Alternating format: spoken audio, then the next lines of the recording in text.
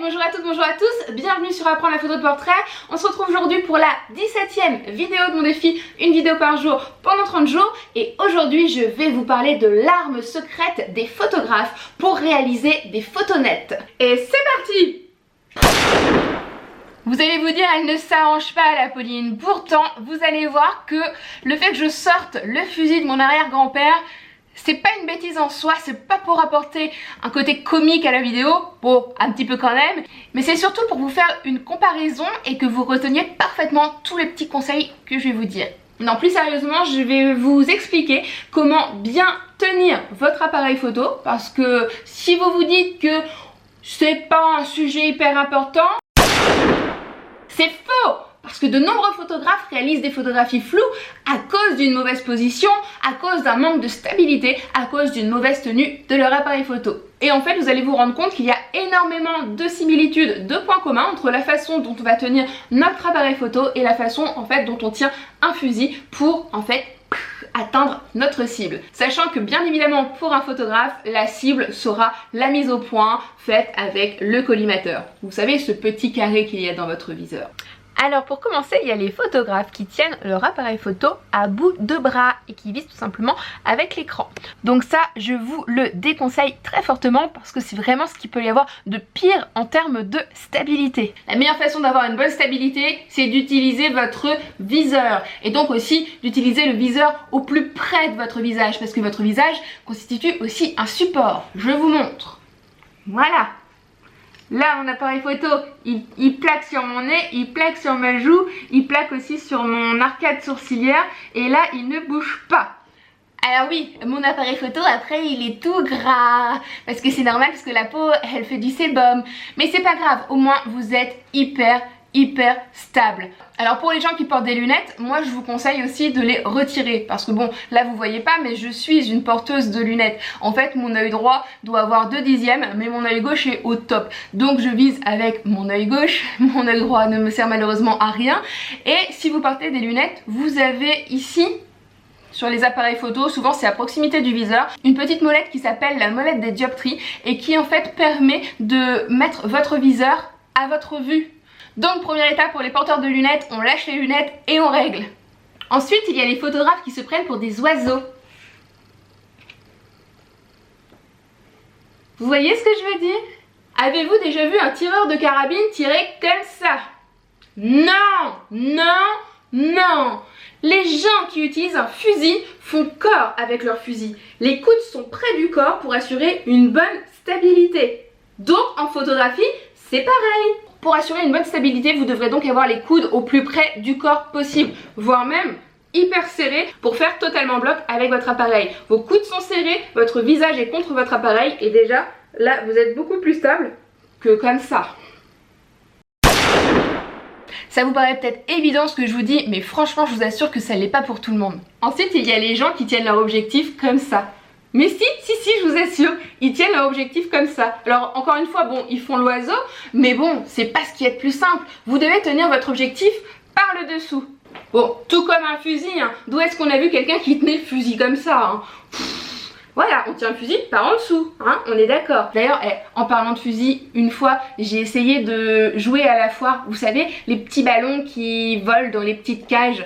Et en fait, j'avais mis le fusil comme ça. Et je me suis pris en fait le retour du fusil dans les dents et j'ai toutes les gencives qui se sont mis à saigner. Donc, objectif par le dessous. Ensuite, la position du corps aussi est très importante. Vous devrez vous tenir sur vos deux pieds, légèrement écartés, les genoux légèrement pliés. C'est la meilleure position pour assurer la meilleure stabilité. Ils sont beaux mes chaussons, hein. Si vous photographiez en contre-plongée ou que vous réalisez des photographies d'enfants, vous devrez alors vous mettre à hauteur de votre sujet. Donc là encore, il va falloir que vous étudiez en fonction de votre souplesse la position la plus stable possible. Je vais vous montrer personnellement la mienne. Donc ça c'est une de mes positions préférées. Donc je suis accroupie, mes pieds là sont à plat. J'ai les coudes en fait entre les genoux et là mais en fait je fais totalement corps et je peux prendre les photos mais vraiment comme je veux. Je me sens hyper confortable et ça c'est vraiment ma petite position fétiche pour prendre les enfants en extérieur sans être forcément obligé de mettre les genoux sur le sol qui peut être mouillé, sale, etc. Donc ça moi je vote pour. Mais je sais qu'il n'y a pas beaucoup de photographes qui l'aiment cette position-là.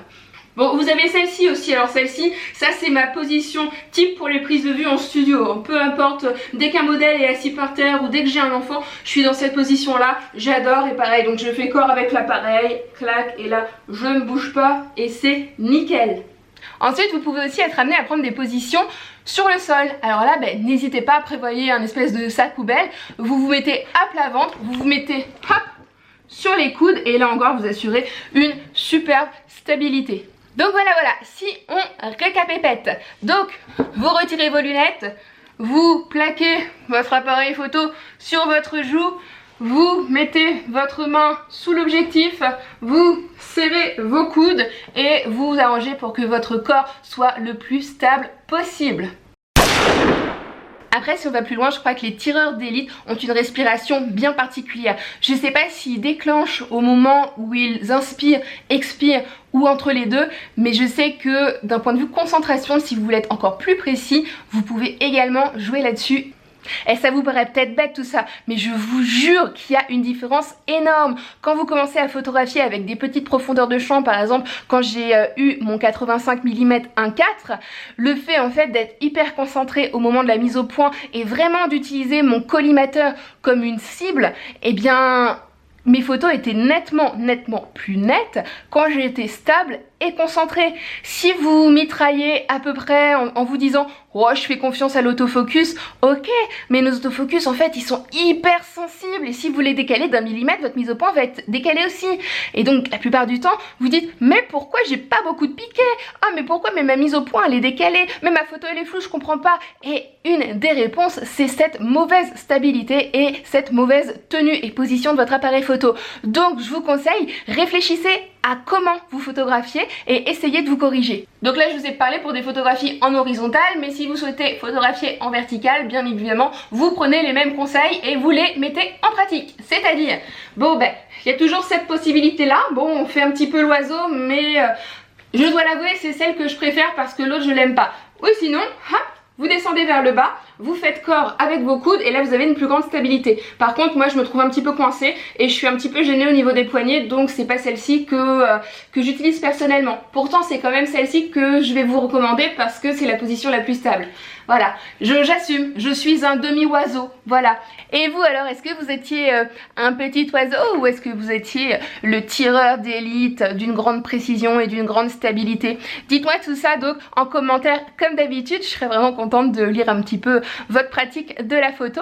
D'ailleurs en parlant des commentaires, ça fait 2 jours que j'ai pas eu le temps de répondre et il doit y en avoir au moins 50, mais promis, je m'y mets ce soir, je prends 2 heures, je prends 3 heures, puis je vous réponds à tous parce que ça me tient hyper à cœur. Bon et bien j'espère que cette vidéo vous aura plu, que je vous aurai apporté encore un petit quelque chose qui vous aidera à progresser dans votre pratique de la photographie. Je vous remercie encore une fois pour tout. Je vous donne rendez-vous demain sur Apprendre la photo de portrait à 18 h pour une nouvelle vidéo. Et donc il ne me reste plus qu'à vous dire mon mot habituel. Ciao! Pour aller plus loin, je vous donne rendez-vous sur mon blog apprendre la photo de portrait.fr où vous pourrez télécharger un catalogue de plus de 150 poses pour vous aider lors de vos shootings et ne plus jamais tomber en panne d'inspiration. Je vous invite également, si ce n'est déjà fait, à vous abonner à la chaîne YouTube Apprendre la photo de portrait pour ne plus rater aucune vidéo et suivre toute mon actualité. Je vous remercie pour votre soutien, pour votre fidélité et je vous dis bien évidemment à très vite.